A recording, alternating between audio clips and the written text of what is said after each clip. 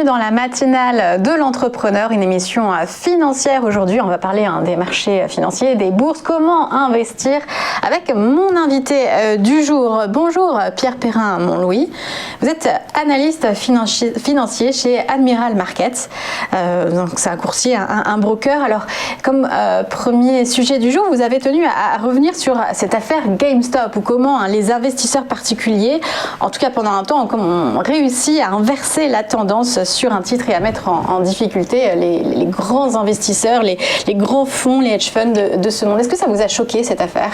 Bonjour, alors oui, et c'est en fait surtout ce qui m'a choqué plutôt, et en même temps pas surpris, puisque c'est ce qui se passe depuis quelques mois sur les marchés, c'est cette vague de particuliers qui a voulu saisir une opportunité qui en réalité, ça a été, je pense, mal compris. C'est-à-dire que justement on présente ça un petit peu comme la revanche des particuliers sur Wall Street, le monde de la finance, sauf que derrière en fait à la manœuvre c'était quand même des gros hedge funds.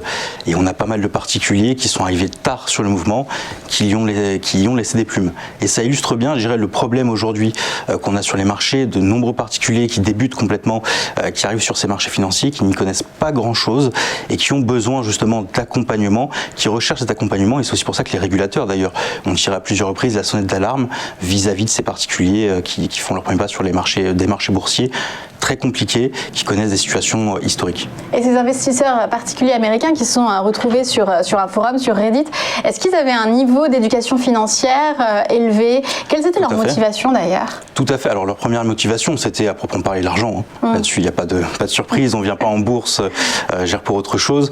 Mais dans les faits, on était plutôt sur des profils investisseurs aguerris. Aguerris parce que déjà au niveau des mécanismes qui ont été exploités et l'action qui a été utilisée, GameStop, c'était comme une action très peu liquide qui correspondait à des critères très particuliers. Et lorsqu'on suit simplement le fil de conversion Reddit, on s'aperçoit qu'on est sur des profils investisseurs qui investissaient des centaines de milliers de dollars, voire des millions. Donc pas monsieur tout le monde. C'est pas monsieur tout le monde qui était là. En revanche, les petits porteurs, eux, sont arrivés après. Et malheureusement, pour beaucoup, ils ont laissé des plumes.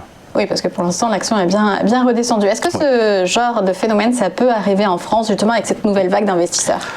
Alors, moins en France, pour une raison très simple, c'est qu'on a la chance d'avoir l'AMF qui protège beaucoup les marchés financiers, notamment des vendeurs à découvert. Donc ce genre de situation a peu de chances d'arriver sur les valeurs françaises. En revanche, les particuliers français qui arrivent de plus en plus en bourse avec le même type de profil et qui cherchent à faire en fait des coups en bourse rapidement, ça arrive. Et c'est en train de se développer depuis maintenant 8 mois et ça s'est fortement accéléré. Alors tout d'abord avec l'arrivée des vaccins, le vaccin de Pfizer, on a vu déjà une deuxième vague de particuliers arriver massivement en bourse et ça s'est évidemment renforcé avec l'affaire GameStop. Mais ils peuvent s'intéresser, et s'ils ne peuvent pas le faire en France, ils peuvent s'intéresser à des titres à l'étranger et puis quand même participer à ce genre d'action. Tout à fait. D'ailleurs, c'est ce qu'on remarque. En général, l'investisseur français va trader des valeurs françaises ou investir sur son PEA pour les avantages fiscaux qu'il y a avec. En revanche, dès qu'ils vont vouloir aller sur la spéculation, ils vont plutôt chercher des valeurs américaines. Alors, quel est l'intérêt d'un investisseur de se faire délivrer des formations, d'aller chercher de la formation plutôt que d'investir selon son envie? Alors, je dirais que c'est très complémentaire. La formation, par exemple, dans le cadre d'Admiral Markets, si on l'a bien compris, a dû être adaptée par rapport à ces investisseurs. C'est-à-dire qu'on n'est plus sur des gros programmes de formation longs, on est maintenant sur des investisseurs novices, mais qui sont pressés d'arriver sur les marchés boursiers. Donc, on fait surtout de l'accompagnement. L'idée, c'est vraiment de leur expliquer ce qu'ils font, les mécanismes, afin qu'à terme, ils puissent être indépendants. On ne fait pas de conseils, c'est interdit pour les courtiers. Là-dessus, on fait uniquement de la formation, de l'accompagnement, on leur propose des services, mais à tout moment, l'investisseur a la main. L'idée étant qu'il puisse comprendre de façon simple ce qu'il est en train de faire et pourquoi. Et vous utilisez pour ça la vidéo, les réseaux sociaux? Beaucoup, alors essentiellement la vidéo, beaucoup sur YouTube avec pas mal à la fois des vidéos de formation qui sont régulièrement publiées sur la chaîne, mais également de plus en plus de live trading, des séances d'analyse en fait en direct, donc actuellement tous les matins du lundi au vendredi 8h30 à 10h pour suivre l'ouverture des marchés européens et on est en train justement de préparer la mise en place de nouveaux lives plutôt en fin de journée à destination des marchés américains. Et est-ce que dans les produits que vous proposez, c'est aussi adapté à ce genre d'investisseurs débutants? Tout à fait.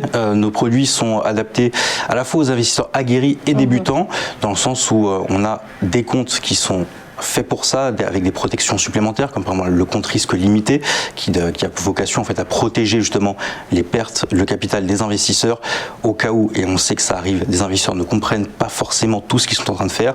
Parfois ils vont trop vite, ils ne prennent pas le temps de comprendre réellement que le fonctionnement des marchés financiers, le fonctionnement des produits, mais aussi pour les traders aguerris. Et on a de plus en plus sur les investisseurs, alors ici j'irais, qui ont un portefeuille un peu plus large, qui souvent investissent en bourse avec un compte titre et viennent chez nous utiliser des CFD pour trader à la baisse, se couvrir en fait sur les valeurs qu'ils ont en portefeuille. C'est ça. Alors du levier, mais pour les investisseurs justement, ce profil d'investisseur-là qui utilise le plus la vente à découvert avec des CFD, eux ne cherchent pas du levier. Ils cherchent en fait à couvrir, se protéger de la baisse sur les valeurs qu'ils ont dans leur portefeuille titre uniquement.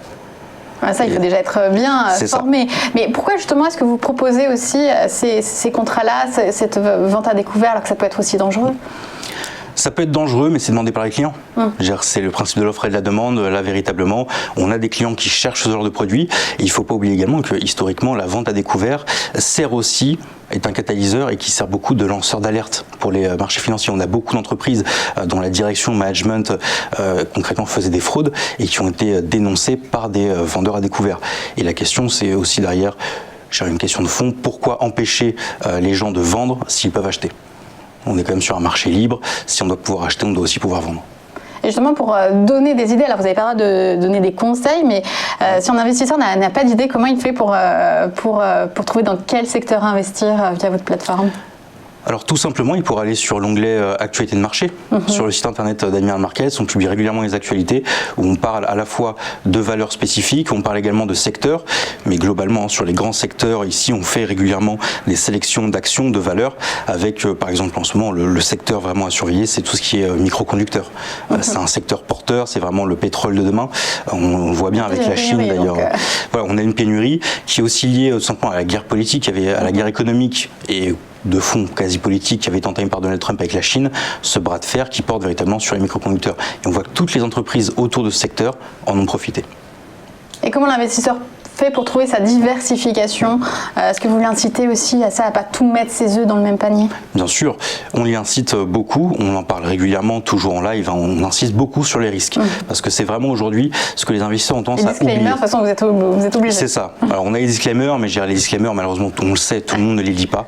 On a besoin quand même de le rappeler. Et au-delà de ça, c'est aussi simplement des bonnes pratiques, parce qu'il ne faut pas oublier qu'en tant que courtier, ce qui nous intéresse, c'est de travailler sur le long terme, avec une relation de confiance avec nos clients. Si on aide nos clients à bien gérer leur portefeuille, ils vont maintenir la relation avec nous. Alors, la nouvelle, il y a eu un afflux de nouveaux investisseurs dû au Covid. Quelles sont leurs particularités principalement ? Leur particularité, je dirais, c'est tout d'abord la vitesse. Ils ont une exigence de rapidité. Alors sur les marchés financiers, c'est un monde où tout va vite. Mais ici, c'est vraiment nouveau. On a par exemple de plus en plus de demandes de comptes de personnes qui veulent ouvrir leur compte en moins d'1 heure, qui veulent être opérationnels, pouvoir trader 2 heures après nous avoir contactés pour la première fois, alors qu'ils n'ont jamais passé à des frais réduits, mais surtout alors qu'ils n'ont jamais passé un ordre en bourse. Donc c'est tout un défi. Ça a été un gros défi pour nous puisque au niveau de la plateforme, il a fallu l'adapter, la simplifier, développer de nouveaux outils afin de faciliter l'accès au marché, mais également pas mal de tutoriels pour expliquer la prise en main, la gestion justement du risque sur les marchés, etc. Et là-dessus, on a fait un très gros travail qui pour l'instant s'avère payant. Et c'est une jeune clientèle. Quel est leur profil ? Non, on a vraiment de tout. C'est plutôt une clientèle qui va, je dirais, de 25-30 ans jusqu'à 45-50 ans. Au-delà de 45-50 ans, en général, sont plutôt des profils qui traitent depuis longtemps avec leur banque ou avec une institution et qui lui sont fidèles. Et pour les autres, c'est vraiment des gens qui cherchent plutôt, comme je disais, de la rapidité. Un compte qui peut s'ouvrir rapidement, là où parfois on le voit sur les banques ou sur des institutions un peu plus traditionnelles, moins spécialisées que les courtiers en ligne, ça prend plus de temps. Oui, parce que c'est ça votre avantage en fait. Enfin, vous êtes concurrent des banques et parce que vous avez beaucoup plus d'avantages en termes de flexibilité et de rapidité. Tout à fait, mais surtout je dirais qu'on est positionné sur un marché qui jusque-là était très peu exploité par les banques. Parce qu'historiquement, les particuliers français s'intéressent essentiellement à l'immobilier. En bourse, sortie du PEA, il y a très peu de particuliers français qui jusque-là investissaient régulièrement sur les marchés. Ça a commencé avec les cryptos, là ça s'est fortement accéléré et justement on a profité en fait de ce vide, simplement que les banques n'exploitaient pas pour se positionner, sachant que ça correspondait aussi à notre cœur de métier, puisque c'est déjà très développé à l'étranger. Admiral Markets est arrivé sur le marché français en 2019, 2016 et on a de la chance en 4 ans, bientôt 5, on est devenu l'un des principaux leaders justement du marché du courtage en ligne en France. Oui, donc Admiral Markets. En tout cas, c'est vrai qu'il faut saisir cet engouement des Français pour la bourse et pour tout ce qui est finance. Merci beaucoup Pierre Perrin-Montlouis d'avoir été avec nous pour la matinale de l'entrepreneur.